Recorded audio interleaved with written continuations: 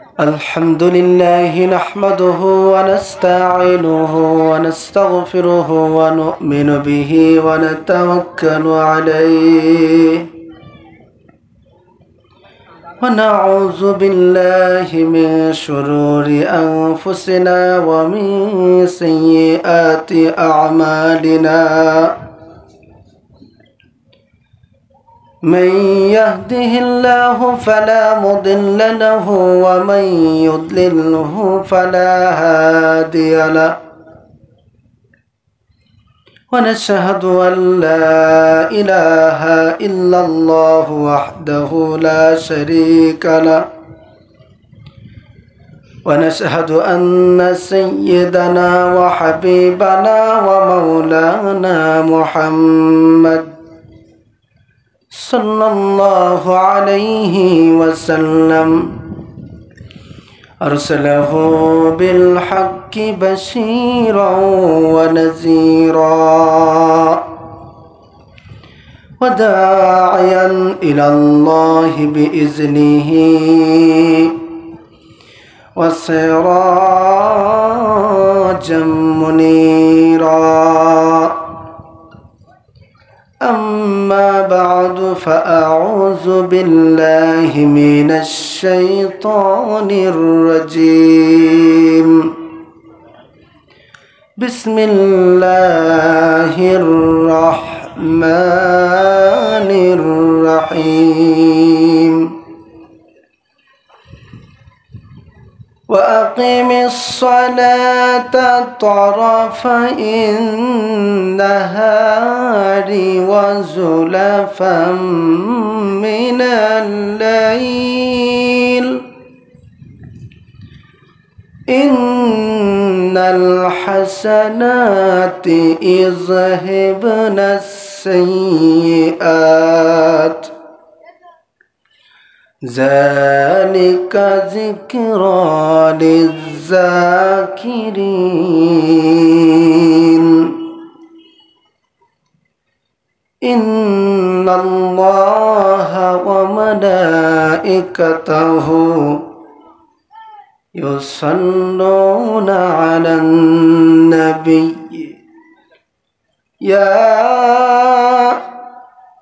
أيها الذين آمنوا صلوا عليه وسلموا تسليما اللهم صل বক্সের সাউন্ডটা একটু বাড়াই محمد وعلى سيدنا مولانا আর একটু জবান খুলে নবীজি প্রেম মহাব্বতে ভালোবাসায় দিলটা উজাড় করে নবীজির দিদারের আশায় প্রাণটা খুলে সকলেই দরুদ শরীফ পড়ি আল্লাহুম্মা সাল্লি আলা مولانا محمد وعلى علي سيدنا حبيبنا আরশের নিচে সিজদায় পড়ে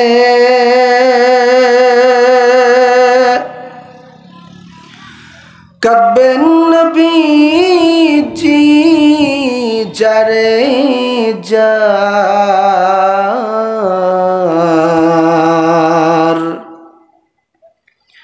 আরশের নিচে সিজদায় পড়ে কাঁদবেন নবীজি যারে যার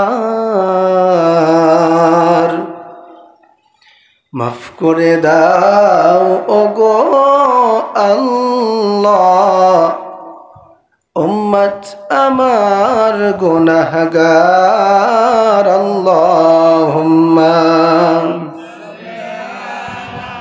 সাইয়্যিদিনা মাওলানা মুহাম্মদ ওয়া আলা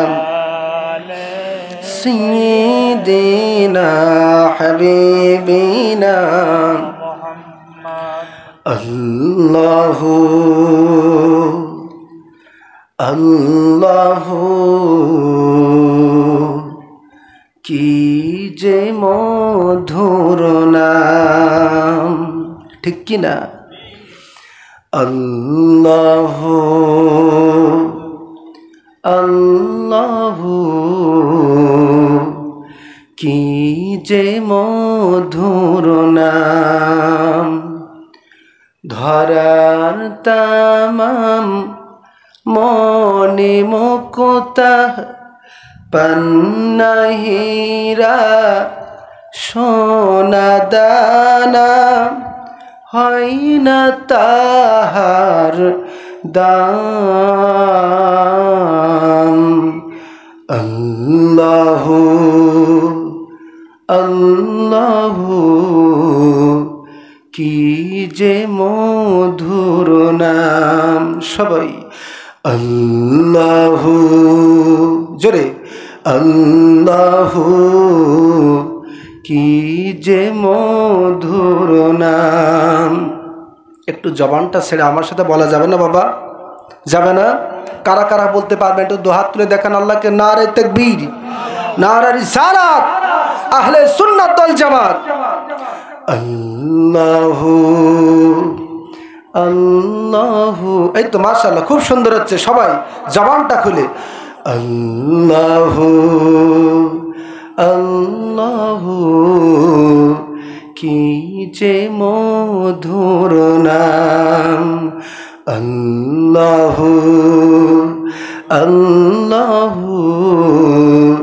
কি যে মধুর নাম, ধরার তামাম মনে মুক্তা পান্নাহীরা সোনা দানা হয় না তাহার দাম। আল্লাহ আল্লাহ কি যে মধুর নাম, আল্লাহ আরো জোরে কি যে মধুর নাম। আকাশ বাতাস সাগর নদী গাইছে ও নাম নিরবধি, ঠিক কি না? আকাশ বাতাস সাগর নদী গাইছে ও নাম নিরবধি, পাক পাখালির কণ্ঠে শুনি, পাক পাখালির কণ্ঠে শুনি নিত্য অবিরাম।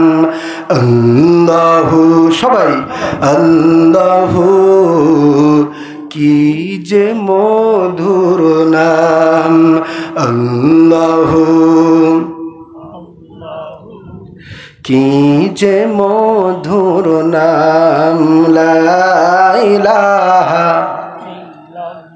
আরো জোরে লা ইলাহা,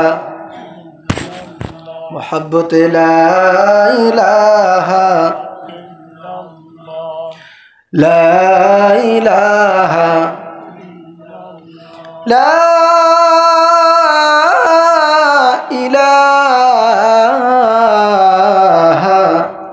ইল্লাল্লাহু মুহাম্মাদুর রাসূলুল্লাহ সাল্লাল্লাহু আলাইহি ওয়াসাল্লাম। আল্লাহুম্মা সাল্লি ওয়া সাল্লিম ওয়া বারিক আলাইহি। ঐতিহ্যবাহী আস্তাখালী আমিনিয়া জামে মসজিদের উদ্যোগে এবং এলাকাবাসী এবং যুবক ভাইদের উদ্যোগে 15তম তাফসীরুল কোরআন মাহফিলের আজকের সম্মানিত সভাপতি জনাব গাজী জাকির হোসেন ভাই, আল্লাহ পাক তাকে নেক হায়াত দারজ করুন, বলেন আল্লাহুম্মা আমিন। আজকের তাফসীরুল কোরআন মাহফিলের প্রধান অতিথি জনাব শেখ আব্দুর রহিম সাহেব, চেয়ারম্যান 5 নম্বর কৈখালী ইউনিয়ন, একজন মজলুম চেয়ারম্যান, ঠিক কিনা বলেন?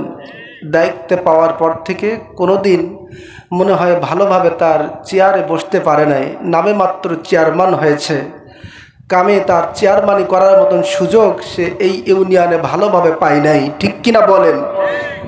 তাকে জেল থেকে বাইর হয়ে আবার পুনরায় জেলে যেতে হয়েছে, এমন নজির আছে না নাই? মুসলিমের জন্য দোয়া করলে আল্লাহ পাক রহমত নাজিল করেন। আমরা ভাইয়ের জন্য দোয়া করি, আল্লাহ পাক যেন তার উপর থেকে বিপদ আপদ বালা মুসিবত উঠে নিয়ে আল্লাহ পাক যেন তার মাধ্যমে আমার এই সোনার বাংলার কৈখালী ইউনিয়নকে যেন সুন্দর একটা সমাজ গড়ার মতন তৌফিক দান করেন, বলেন আল্লাহুম্মা আমিন। আজকে মাহফিলের বিশেষ অতিথি জনাব আসগর আলী সাহেব, আমাদের অত্র অঞ্চলের সম্মানিত মেম্বার সাহেব। আজকের মাহফিলের প্রধান আলোচক আন্তর্জাতিক খ্যাতি সম্পন্ন মুফাসসিরে কোরআন হযরত মাওলানা শোয়েব আহমেদ বিপ্লবী। হুজুরকে যেন আল্লাহ পাক সুস্থ শরীরে আমাদের মাঝে পাঠান, পৌঁছানোর তৌফিক যেন দান করেন, বলেন আল্লাহুম্মা আমিন।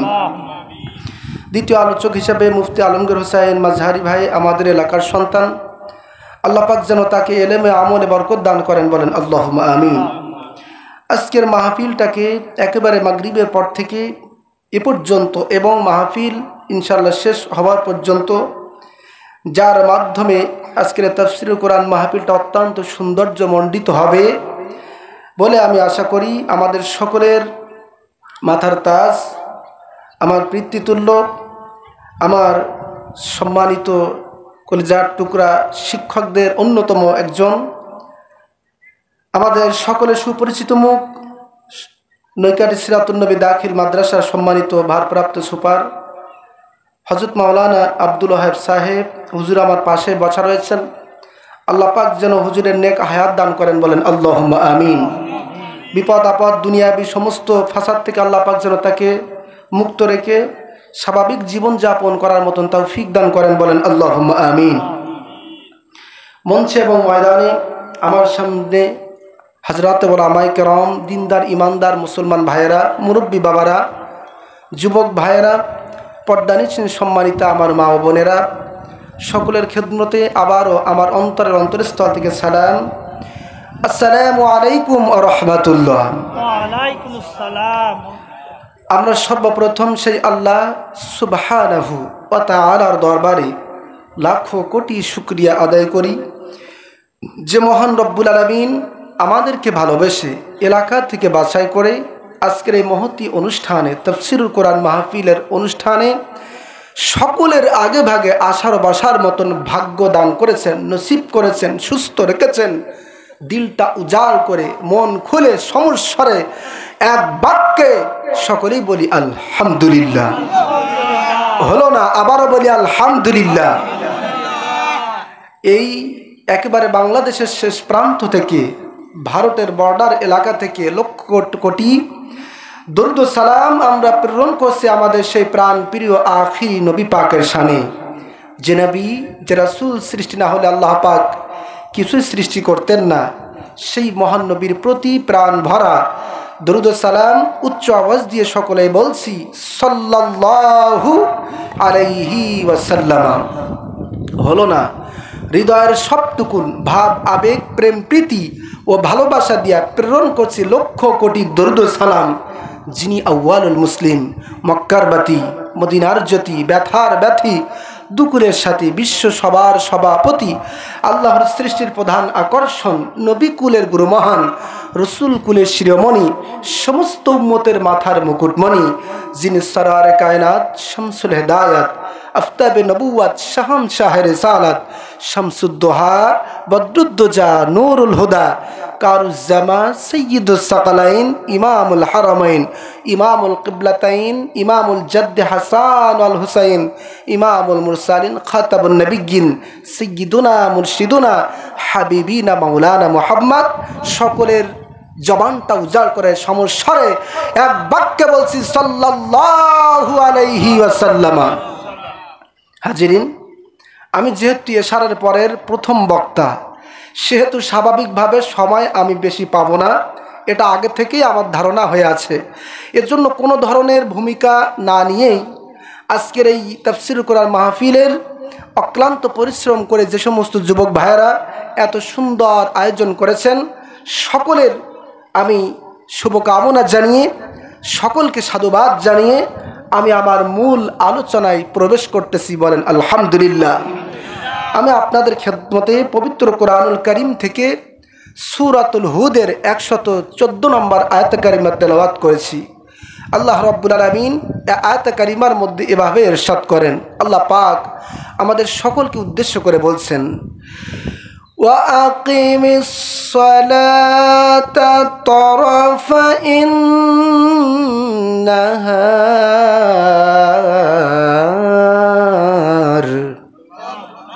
আরেকটু জোরে, আরেকটু জোরে।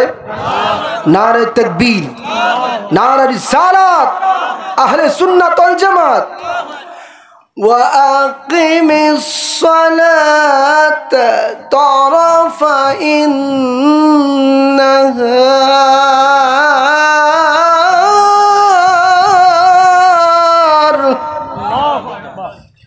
طَرَفَيِ النَّهَارِ وَزُلَفًا مِنَ اللَّيْلِ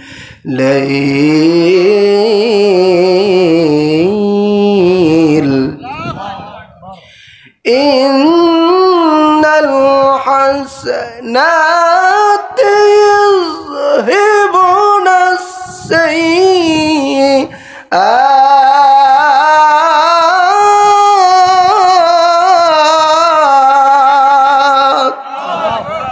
ذَلِكَ ذِكْرَى لِلذَّاكِرِينَ।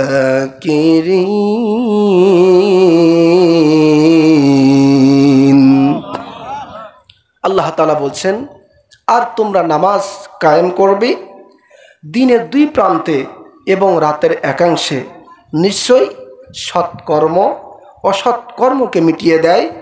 যালিকা যিকরা লিয-যাকিরিন, যারা স্মরণ রাখে তাদের জন্য এটা মহান স্মারক, যারা উপদেশ গ্রহণ করে তাদের জন্য এটা মহা উপদেশ। বলেন সুবহানাল্লাহ। এটা হচ্ছে আয়াতে কারিমার সরল বাংলা।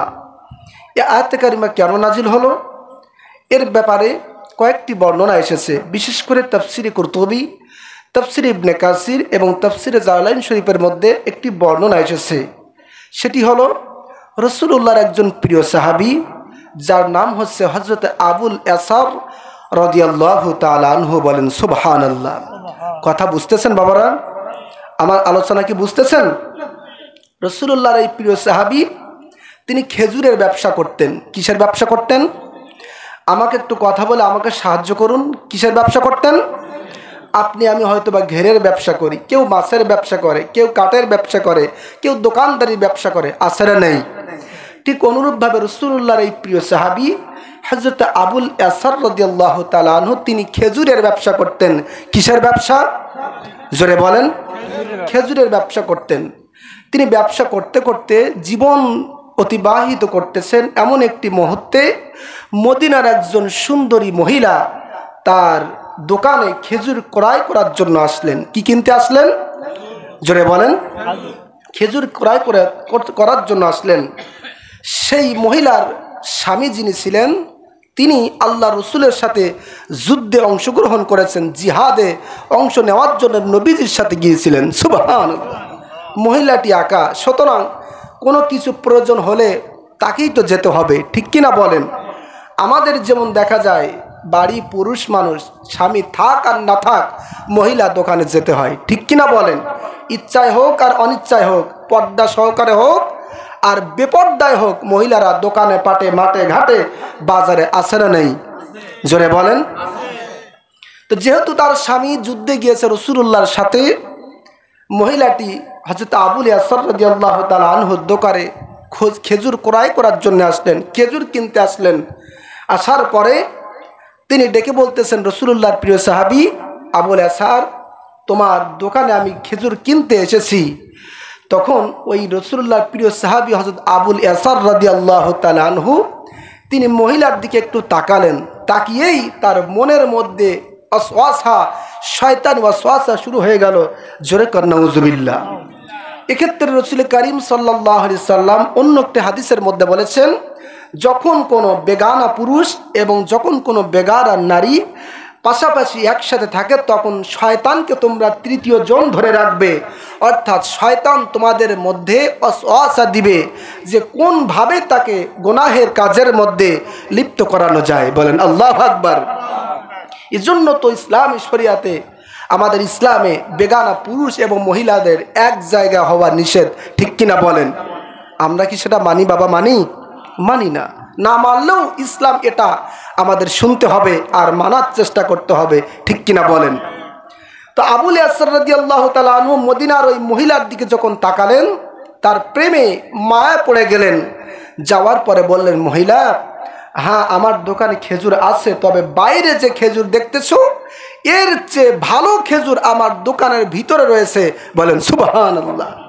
এই কথা বলে যখন মহিলাটিকে ঘরের মধ্যে নিয়ে আসলো, নিয়ে আসার পরে শয়তানি ওয়াসওয়াসার মধ্যে পড়ে, প্ররোচনায় পড়ে রাসূলুল্লাহর এই প্রিয় সাহাবী হযরত আবুল ইয়াসার রাদিয়াল্লাহু তাআলা আনহু মহিলাটির হাত ধরে একটি ছোট্ট করে চুমা দিয়ে দিলেন। জোরে কর নাউজুবিল্লাহ। চিল্লায় বলেন নাউজুবিল্লাহ। যখন এই কাজটি করে ফেললেন, সঙ্গে সঙ্গে মনের মধ্যে ভয় শুরু হলো, অনুশোচনার আগুন ঝড় বাতাস শুরু হয়ে গেল। আরে আমি কি করলাম? আমার ইসলাম তো এটা করতে বলে নাই, আমার ইসলাম তো পর্দা করতে বলেছে। আমার দয়ার নবী যদি শুনে ফেলায় আমার কি হবে? যেই মহিলার সাথে আমি এই কাজটি করেছি সেই মহিলা তো আবার সাধারণ নয়, বরং তার স্বামী আল্লাহ রসুলের সাথে যুদ্ধে গিয়েছেন, সে হচ্ছে আমাদের কাছে আমানত। আমি আমানতের খেয়ানত করলাম। আরে আমার কি হবে? কি করব কি না করব? সাহাবী একেবারে পাগল পাড়ার মতন হয়ে গেছে। বলেন আল্লাহু আকবার। প্রিয় ভাইরা আমার, এই সাহাবী যে কাজটি করলেন এর চেয়ে বড় বড় কাজ প্রতিদিন প্রতি মুহূর্তে আমরা করি, ঠিক কিনা বলেন? ঠিক না বলেন? মানুষকে ওজনে কম দেওয়া, খাদ্যে ভেজাল দেওয়া, মানুষের হক ফাঁকি দেওয়া, লোকের আল কেটে দেওয়া, মানুষকে হত্যা করা, জেনা করা, ব্যভিচার করা, বিভিন্ন ধরনের অন্যায় অপকর্ম আমাদের মাঝে আছে না নেই? জোরে বলেন। আছে, তবে আমাদের কোনো অনুশোচনা নেই। গুনাহ করার পরে কোনো অনুশোচনা নাই। আর আল্লাহ রসুলের সাহাবীরা যদি কোনো কারণে শয়তানি ওয়াসওয়াসা কিছু করে ফেলতেন, সঙ্গে সঙ্গে গুনাহ মাপের জন্য তারা পাগল পারা হয়ে যেতেন। বলেন সুবহানাল্লাহ। রাসূলুল্লাহর এই প্রিয় সাহাবী হযরত আবুল ইয়াসার রাদিয়াল্লাহু তাআলা আনহু, তিনি যেমন নিজেকে মানিয়ে নিতে পারছেন না, চলে গেলেন হযরত আবু বকর সিদ্দিক রাদিয়াল্লাহু তাআলা আনহুর কাছে। যে বলছেন, আবু বকর সিদ্দিক, আমি একটি ভুল করে ফেলেছি, অন্যায় করে ফেলেছি, এই অপরাধগুলো আমি করে ফেলেছি। হযরত আবু বকর সিদ্দিক রাদিয়াল্লাহু তাআলা আনহু বলেন, ঠিক আছে, তুমি ভুলটা করে ফেলেছো, তোমার জন্য ঠিক হয় নাই, তবে তুমি তোমার নিজের গুনাহতে গোপন রেখে আল্লাহর কাছে তওবা করো, আল্লাহ রব্বুল আলামিন তোমার তওবা কবুল করবেন। সুবহানাল্লাহ। চিল্লায় বলেন সুবহানাল্লাহ। সাহাবী বাড়ি চলে আসলেন। আসার পরে মনের মধ্যে যেন মানতেছে না, কি করব, আমি তো অন্যায় করে ফেলেছি। আরে আমার তওবা কবুল যদি না হয় তাহলে আমি তো বিপদগামী হয়ে যাব, আমি তো জাহান্নামী হয়ে যাব, আমার উপায় কি হবে? সে যেন নিজেকে মানিয়ে নিতে পারছে না। বলেন সুবহানাল্লাহ। আবুল ইয়াসার রাদিয়াল্লাহু তাআলা আনহু চলে গেলেন হযরত ওমরের কাছে। যে বলছেন, ওমর, আল্লাহু আকবার, এমন একটি কাজ আমি করে ফেলেছি রে ওমর। আবু বকরের কাছে গিয়েছিলাম, আবু বকর রাদিয়াল্লাহু তাআলা আনহু আমাকে তওবা করতে বলেছেন, নিজের গুনাহটা গোপন রাখতে বলেছেন, কিন্তু আমি তো নিজেকে মানিয়ে নিতে পারছি না রে ওমর, আমি কি করতে পারি? হযরত ওমর রাদিয়াল্লাহু তাআলা আনহু বলেন, রে আল্লাহর হাবিবের সাহাবী, তুমি চিন্তা করো না, তিনি হচ্ছেন আল্লাহ পাক, যিনি রহমান, যিনি রহিম, যিনি দয়ার সাগর, রহমতের ভান্ডার। তোমার মতো মানুষকে গুনাহ মাফ করতে আল্লাহ পাকের মোটেও সময় লাগে না, ঠিক কি না? তুমি তওবা করো, নিজের গুনাহ গোপন রাখো, আল্লাহর কাছে খালিস দিলে তওবা করো, আল্লাহ পাক তোমাকে মাফ করে দিবেন। সুবহানাল্লাহ। ব্যক্তিটি চলে আসলেন বাড়িতে। একদিন, 2 দিন, 3 দিন চলে যায়, ঘুমের মধ্যে হঠাৎ করে ঘুমটা ভেঙে যায় আর চিন্তার মধ্যে পড়ে যায়, আহারে আমি যে অন্যায় কাজ করে ফেলেছি, না জানি আল্লাহ পাক যদি আমার তওবা কবুল না করেন তাহলে আমি তো ধ্বংস হয়ে যাব, বিপদগ্রস্ত হয়ে যাবে, কি করা যায়, কি করা যায়। অপরদিকে আল্লাহ হাবিব যুদ্ধ থেকে যখন রওনা দিলেন, বাড়িতে চলে আসলেন, সাহাবী এবারে অনুশোচনার আগুন নিয়া আল্লাহর হাবিবের কাছে চলে গেলেন, যে বললেন, ইয়া রাসূলুল্লাহ, ইয়া হাবিবাল্লাহ, নবীজি আপনার সাথে যুদ্ধে যাওয়া একজন সাহাবীর স্ত্রীর সাথে আমি এমন কাজ করে ফেলেছি। ফাকালা ইয়া রাসূলুল্লাহ ইন্নী সাবাবতু হাদ্দান ফাকিম ফি কিতাবাল্লাহ। ইয়া রাসূলুল্লাহ, ইয়া হাবিবাল্লাহ, নবীজি আমি শরিয়ত দণ্ডযোগ্য অপরাধ করেছি, অন্যায় করেছি, গুনাহ করে ফেলেছি, নবীজি আল্লাহর কিতাব অনুযায়ী আপনি আমাকে ফয়সালা করে দিন। সুবহানাল্লাহ, চিল্লায় বলেন সুবহানাল্লাহ। আল্লাহর কিতাব দ্বারা ফয়সালা সমাজে আছে? জোরে বলেন আছে? আল্লাহর কিতাব দ্বারা সমাজে এখন কিন্তু সেই ফয়সালা নেই।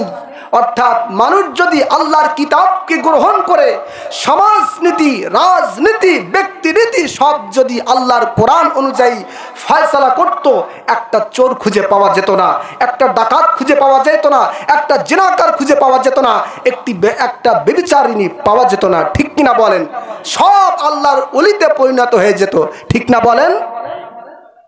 সাহাবী বলছেন, ফাকানা ইয়া রাসূলুল্লাহ সাল্লাল্লাহু আলাইহি ওয়াসাল্লাম ইন্নী আসবতু হাদ্দান ফাকিম ফি কিতাবাল্লাহ।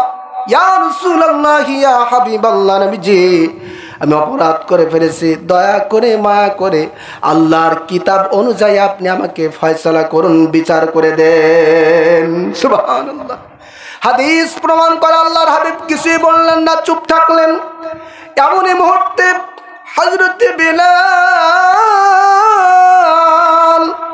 আজান দিয়ে দিলেন মধুর কণ্ঠে। এমন মুহূর্তে আজান দেওয়া হয়ে গেল, একামত হয়ে গেল, আল্লাহর হাবিব নামাজ আদায় করলেন। রে যুবক ভাইরা, মুরব্বী বাবারা, পর্দা নিছেন মা ও বোনেরা, আপনাদের পায়ে হাত দিয়া অনুরোধ করছি, কথাটা হৃদয়ের কান থেকে শুনুন। হৃদয়ের কান থেকে শুনে যদি একটু আমাদের দিলটা নরম করতে পারি, তাহলে এই মাহফিল, এই আমাদের অনুষ্ঠান ইনশাআল্লাহ নাজাতের ওসিলা হয়ে যাবে। ঠিক কিনা? প্রিয় বাবাজিরা আমার, যখন আজান হয়ে গেল, আল্লাহর হাবিব নামাজের মধ্যে দাঁড়িয়ে গেলেন। নবীজি আমার নামাজ শেষ করলেন। শেষ করার সঙ্গে সঙ্গে পুনরায় সাহাবী আবার দাঁড়িয়ে বললেন, ইন্নী আসবতু হাদ্দান ফাকিম ফি কিতাবাল্লাহ।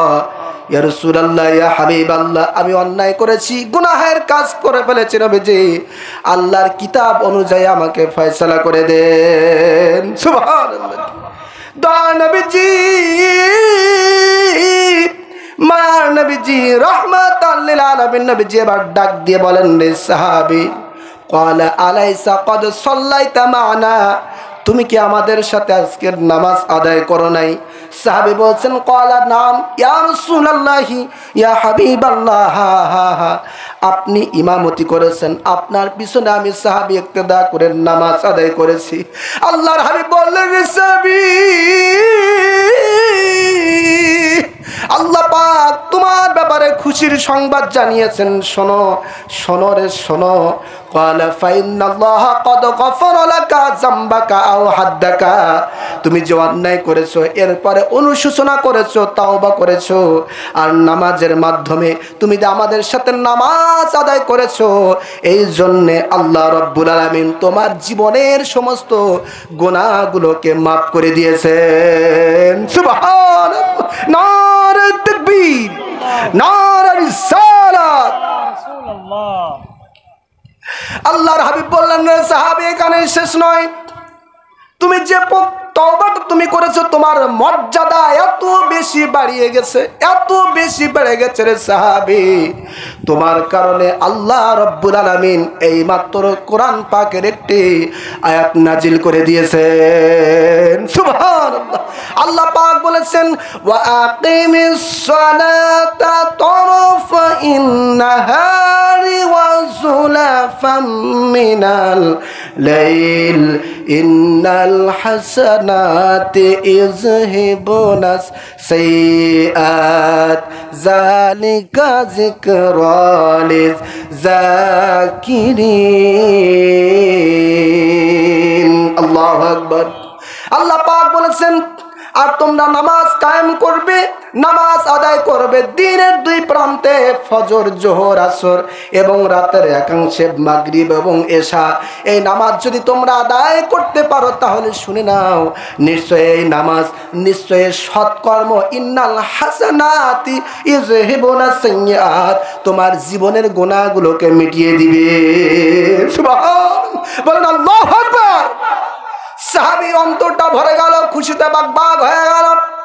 সাহাবী আবার বলছেন, ফাকাল আর-রাজুলু ইয়া রাসূলুল্লাহ আলি হাযা, নবীজি নবীজি, এই সুসংবাদ, এই গুনাহ মাফের সংবাদ কি শুধু আমার জন্য নাকি? আলি হাযা, শুধু কি আমার জন্য নাকি?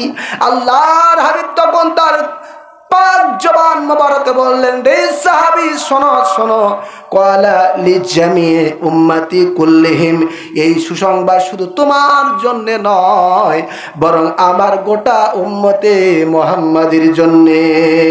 উম্মতে মুহাম্মাদির জানো কত দাম, আখির নবীর উম্মত আমরা সবচেয়ে ভাগ্যবান। ঠিক কি না? কত শান, কত মান, কত ইজ্জত, সবার আগে জান্নাতে যাইবে এই নবীর উম্মত। আল্লাহু আকবার। আরে কত শান, কত মান, কত ইজ্জত, সবার আগে জান্নাতে যাইবে এই নবীর উম্মত। দিদার যদি একবার পাইতাম ও গো দয়াময়, এ জীবনে সবচেয়ে বেশি খুশি হইতাম। ঠিক কিনা? দিদার যদি একবার পাইতাম ও গো দয়াময়, এ জীবনে সবচেয়ে বেশি খুশি হইতাম। নবীজি দিদার চাই না? চাই না? কারা কারা চায়? দুহাত তুলে আল্লাহকে দেখা। নারে তাকবীর, নারে রিসালাত, আহলে সুন্নাত ওয়াল জামাত। আমার রাসূল কারীম সাল্লাল্লাহু আলাইহি ওয়াসাল্লাম একজন প্রিয় সাহাবী হযরতে আবু যর গফারি রাদিয়াল্লাহু তাআলা আনহু, তিনি হাদিস বর্ণনা করে বলেন, আল্লাহর হাবিব জনাব রাসূল কারীম সাল্লাল্লাহু আলাইহি ওয়াসাল্লাম শীতের সময় হুজরা মুবারক থেকে বাইর হলেন। হওয়ার পরে আল্লাহর হাবিব একটি গাছের নিকটে গেলেন। যাওয়ার পরে দেখলেন গাছ থেকে শীতকালে যেমন গাছের পাতাগুলো ঝরে যায়, ঠিক তেমনি ভাবে সেই সময় গাছের পাতাগুলো ঝরে ঝরে পড়তেছে। আল্লাহর হাবিব এবার দুইটি ডাল হাতে নিলেন, দুইটি ডাল হাতে নিয়ে আরেকটু নাড়া দিলেন। স্বাভাবিকভাবে গাছের পাতাগুলো আরো বেশি বেশি করে ঝরে পড়তে লাগলো। সুবহানাল্লাহ। একে শীতকাল, তাতে যদি সেই গাছের ডাল যদি নাড়া দেওয়া হয়, গাছের পাতা ঝরবে কিনা বলেন? জোরে বলেন। ঝরে পড়বে।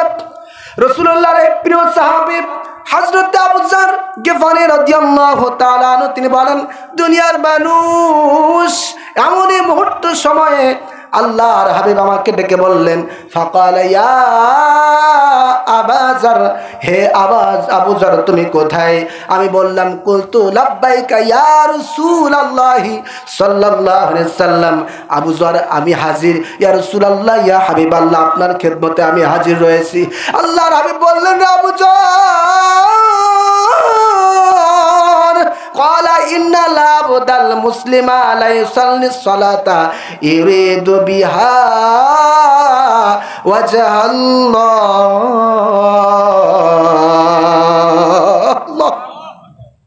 নবীজি আমার বলে, আবু যর, যারা আল্লাহর রাজি খুশির জন্য 5 ওয়াক্ত নামাজ জামাতের সাথে আদায় করবে নিয়মিত, এই শীতকালে গাছের পাতা যেভাবে এক এক করে ঝরে ঝরে পড়তেছে রে আবু যর, ঠিক নামাজ আদায় করার কারণে তাদের জীবনের গুনাহগুলো সেইভাবে ঝরে পড়ে যাবে। সুবহানাল্লাহ। অথচ এই মহান ক্ষমার নামাজ আমরা অনেকে আদায় করি না, ঠিক কিনা বলেন? সব সময় হয়, কাজের সময় হয়, ব্যবসার সময় হয়, হাট বাজারের সময় হয়, বিউটি পার্লারে যাওয়ার সময় হয়, মহিলাদেরকে বিভিন্ন জায়গায় ঘোরাফেরার সময় হয়, সময় শুধু হয় না নামাজের, ঠিক কিনা বলেন? আজকে আমার সোনার বাংলাদেশে হাজারো যুবক রয়েছে, হাজারো বৃদ্ধ বৃদ্ধা মানুষ রয়েছে, হাজারো মুরব্বী রয়েছে, যাদের ঘুমের ভিতরে ফজর কাজা হয়ে যায়, নামাজ আদায় করে না। আছে না নাই? জোরে বলেন, আছে না নাই? কেমন করে ঘুমাও তুমি ও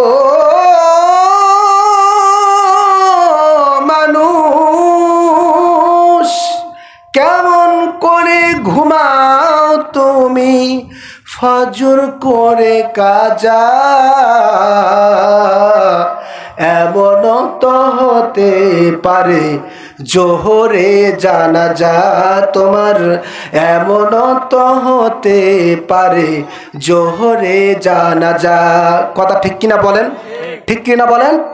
কেমন করে ঘুমাও তুমি ও, কেমন করে ঘুমাও তুমি ফজর করে কাজা, এমন তো হতে পারে জোহরে জানাজা তোমার, এমন তো হতে পারে জোহরে জানাজা। মুসলিম হয় না জন্ম নিলে মুসলমানের ঘরে, কাফির মুমিন তফাৎটা হয় নামাজের উপরে, ঠিক কিনা? মুসলমান যারা তারা আজান দিলে নামাজে যাবে, কাফের বেদিন যারা তারা আজান দিলে মাঠে বসবে, ঘাটে বসবে, দোকানে পাটে বসবে আর ঘরে চলে যাবে, ঠিক কিনা বলেন? এটাই তো পার্থক্য। আপনি আমি টুপি দাঁড়িয়ে আলা মুসলমান, নামাজ নাই, এই মুসলমানের 4 পয়সার দাম আল্লাহর কাছে নাই, ঠিক কিনা বলেন? মুসলিম হয় না জন্ম নিলে মুসলমানের ঘরে, কাফির মুমিন তফাৎটা হয় সালাতের উপরে, মুমিন সালাতের উপরে। মুসলিম হয় না জন্ম নিলে মুসলমানের ঘরে, কাফির মুমিন তফাৎটা হয় সালাতের উপরে। এই জীবনে নামাজ যেন ও, এই জীবনে সালাত যেন হয় না কবু কাজা, এমন তো হতে পারে জোহরে জানাজা তোমার, এমন তো হতে পারে জোহরে জানাজা। বিনা মাজির লাশ কবরে রাখিবে যখন, মাটির চাপে পাজরের হাড় ভাঙবে রে তখন, ঠিক কিনা? ঠিক কিনা বলেন? বিনা মাজির লাশ কবরে রাখিবে যখন, মাটির চাপে পাজরের হাড় ভাঙবে রে তখন। বিনা মাজির লাশ কবরে রাখিবে যখন, মাটির চাপে পাজরের হাড় ভাঙবে রে তখন। বিষাক্ত ওই সাপের ছবল ও, বিষাক্ত ওই সাপের ছবল বেনামাজির সাজা, এমনও তো হতে পারে জোহরে জানাজা তোমার, এমনও তো হতে পারে আসরে জানাজা। কথা ঠিক কিনা? বেনামাজি পাবে না হাই নবীর শাফায়াত, দোজগ হবে শেষ ঠিকানা, আযাব আর আযাব, মানুষ আঘাত আর আঘাত। ঠিক কিনা? আল্লাহর জাহান্নাম শান্তির না আযাবের? জোরে বলেন। বেনামাজি পাবে না হাই নবীর শাফায়াত, দোজগ হবে শেষ ঠিকানা, আযাব আর আযাব। বেনামাজি পাবে না হাই নবীর শাফায়াত, দোজগ হবে শেষ ঠিকানা, আযাব আর আযাব। নামাজ বিনে পরকালে, ও নামাজ বিনে পরকালে পাবে না সে যা, এমনও তো হতে পারে জোহরে জানাজা তোমার, এমনও তো হতে পারে আসরে জানাজা তোমার, এমনও তো হতে পারে মাগরিবে জানাজা তোমার, এমনও তো হতে পারে এশারে জানাজা। কথা ঠিক কিনা বলেন? আমার ভাইরা, নামাজ আমরা আদায় করব, জোরে বলেন। এই যে অক্লান্ত পরিশ্রম করে আমার কলিজার টুকরা যুবক ভাইয়েরা এত সুন্দর আয়োজন করেছেন, একটু যদি পরিবর্তন না হই তাহলে কি মাহফিল কাজে লাগবে? জোরে বলেন। নামাজি হতে হবে। কি হতে হবে? জোরে বলেন।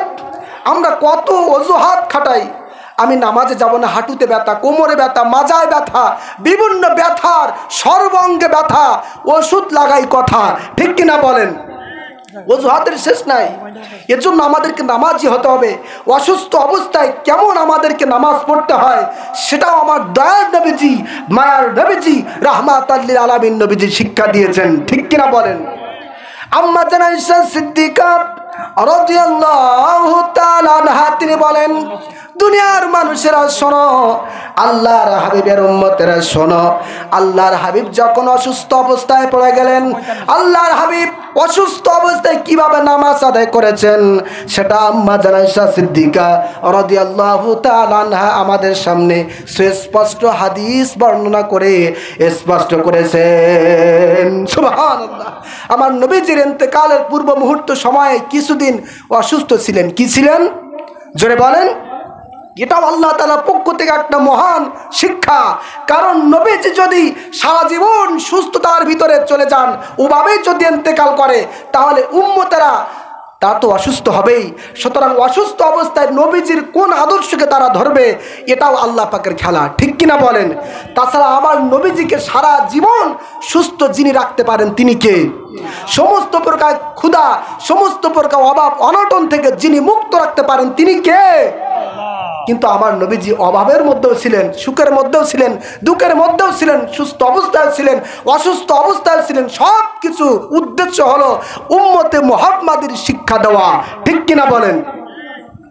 আম্মা জান আয়েশা সিদ্দিকা রাদিয়াল্লাহু তাআলা আনহা তিনি বলেন, দুনিয়ার মানুষেরা শোনো, আল্লাহর হাবিব জনাব রাসূল করিম সাল্লাল্লাহু আলাইহি সাল্লাম ইন্তেকালের পূর্ব মুহূর্তে অসুস্থ অবস্থায় পড়ে গিয়েছেন। আল্লাহর হাবিব বেহুশ হয়ে যাচ্ছেন, নবীজি ঠিক মতন দাঁড়াতে পারছেন না। এমন এই মুহূর্তে আল্লাহর হাবিব বললেন, আয়েশা রে, আজকে আমি নবীজি মসজিদের নববীতে যে নামাজ আদায় করব, একটু দেখো তো দেখি আমার সাহাবীরা তারা নামাজ আদায় করেছে নাকি। আম্মা জান আয়েশা সিদ্দিকা রাদিয়াল্লাহু তাআলা আনহা তিনি বলেন, ইয়া রাসূলুল্লাহ, ইয়া হাবিবাল্লাহ, হবে যে না না না না না না ইয়া রাসূলুল্লাহ ইয়া হাবিবাল্লাহ, আপনার সাহাবীরা আপনাকে বাদ রেখে আপনাকে ছাড়া তারা নামাজ আদায় করে নাই আপনার অপেক্ষায় মসজিদে নববীতে সাহাবীরা বসে রয়েছেন। সুবহানাল্লাহ। আপনাকে বাদ দিয়ে তো তারা নামাজ আদায় করতে পারে না। আপনি যে তাদের কলিজার টুকরা, আপনি তো তাদের জানের জান, কলিজার চেয়েও দামি, ঠিক কিনা বলেন? আম্মা জান আয়েশা সিদ্দিকা রাদিয়াল্লাহু তাআলা তিনি বলেন, আল্লাহর হাবিব বললেন, আয়েশা রে, আমার কলিজার টুকরা সাহাবীরা নামাজ আদায় করার জন্য আমার জন্য অপেক্ষায় রয়েছে। রে আয়েশা রে, একটু আমাকে উজু করিয়ে দাও। আমি সুস্থ অবস্থায় উজু করে আমার মনটা বারবার চাচ্ছে মসজিদে নববীতে যে আমার কলিজার টুকরা সাহাবীদেরকে নিয়ে নামাজের ইমামতি করব। সুবহানাল্লাহ। আল্লাহর হাবিবকে হযরত আয়েশা সিদ্দিকা রাদিয়াল্লাহু তাআলা ওযু করিয়ে দিলেন। আল্লাহর হাবিব উজু করলেন। উজু করে যেই না মাত্র নামাজে দাঁড়াবেন, যেই না মাত্র দাঁড়ানোর সঙ্গে সঙ্গে নবীজি আমার বেহুশ হয়ে জমিনের মধ্যে পড়ে গেলেন। সুবহানাল্লাহ। এত অসুস্থ যে উজু করে যেই না দাঁড়িয়েছেন সেই মাত্র বেহুশ হয়ে জমিনের মধ্যে আবার পড়ে গেলেন। বলেন আল্লাহু আকবার।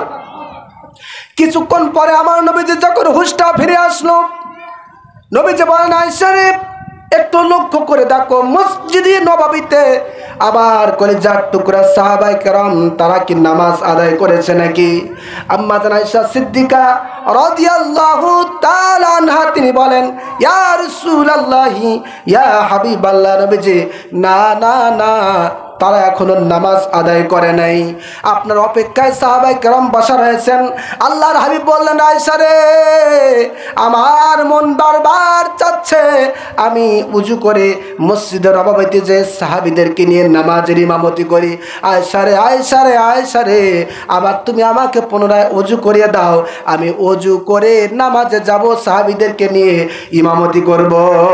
নারায়ে তাকবীর, নারায়ে রিসালাত, আহলে সুন্নাত ওয়াল জামাত। আমার ভাইরা, আল্লাহর হাবিব দ্বিতীয়বার উজু করলেন। উজু করার সঙ্গে সঙ্গে যেই না মাত্র দাঁড়ালেন, আবার দ্বিতীয়বার বেহুশ হয়ে জমিনের মধ্যে পড়ে গেলেন। সুবহানাল্লাহ। আম্মা জান আয়েশা সিদ্দিকা রাদিয়াল্লাহু তাআলা আনহা তিনি বলেন, আল্লাহর হাবিব কিছুক্ষণ পরে হুঁশটা ফিরলেন। হুঁশ ফেরার পরে নবীজি আবার বললেন, আয়েশা রে, মসজিদে নববীতে কি সাহাবায়ে কেরাম নামাজ আদায় করেছে নাকি? আম্মা জান আয়েশা সিদ্দিকা রাদিয়াল্লাহু তাআলা আনহা তিনি বলেন, ইয়া রাসূলুল্লাহ, ইয়া হাবিবাল্লাহ, না না না, আপনার সাহাবায়ে কেরাম এখনো নামাজ আদায় করে নাই, আপনার অপেক্ষায় তারা বসা রয়েছেন। সুবহানাল্লাহ।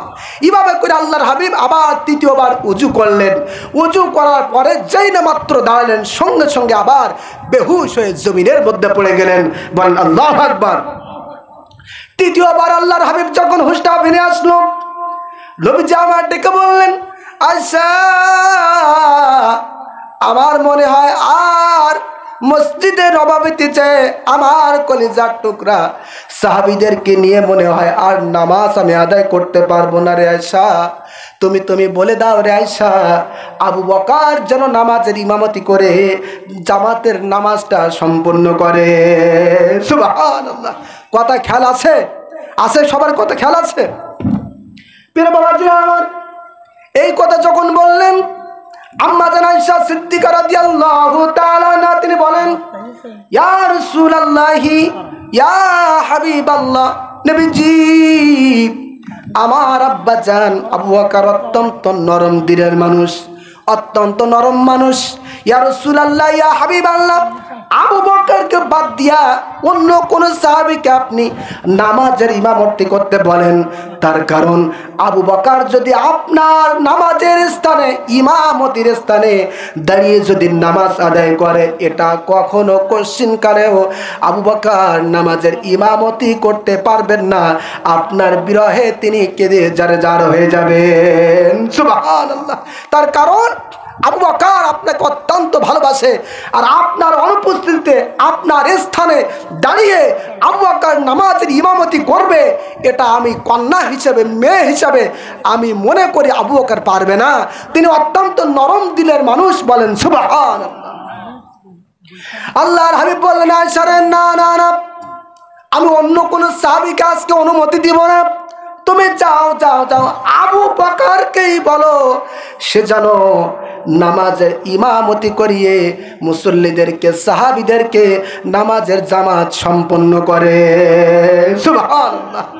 আল বিদায়া ওয়ান নিহায়ার মধ্যে হাদিস এসেছে, আল্লাহর হাবিবের অসুস্থতাকালীন সময়ে হযরত আবু বকর সিদ্দিক রাদিয়াল্লাহু তাআলা আনহু তিনি নবীজির নির্দেশ ক্রমে অনুমতি নিয়ে প্রায় 20 ওয়াক্তের নামাজের ইমামতি তিনি করেছিলেন। বলেন সুবহানাল্লাহ। প্রিয় বাবাজিরা আমার, আল্লাহর হাবিব এভাবে করে সুস্থ অবস্থায় কিভাবে নামাজ আদায় করতে হয়, আবার অসুস্থ অবস্থায় কিভাবে নামাজ আদায় করতে হয়, সব কিছু হাতে কলমে উম্মতে মুহাম্মাদীকে শিক্ষা দিয়েছেন। ঠিক কিনা? তার কারণ কোনো একজন উম্মত জাহান্নামে যাক, এটা আমার নবীজি কখনো কামনা করে না, ইচ্ছা করে না। ঠিক কিনা বলেন? সবাই নবীজি চেষ্টায় থাকবেন হাসরের ময়দানে কিভাবে আমার গুনাহগার উম্মতদেরকে বাঁচিয়ে আমি জান্নাতের দরজায় পৌঁছে দিব। ঠিক কিনা বলেন? নবী নবী বলে আর কত কাল আমি কাঁদবো, ও নবী নবী করে আর কত কাল আমি কাঁদবো। আমার দিকে লক্ষ্য করুন, নবী নবী করে আর কত কাল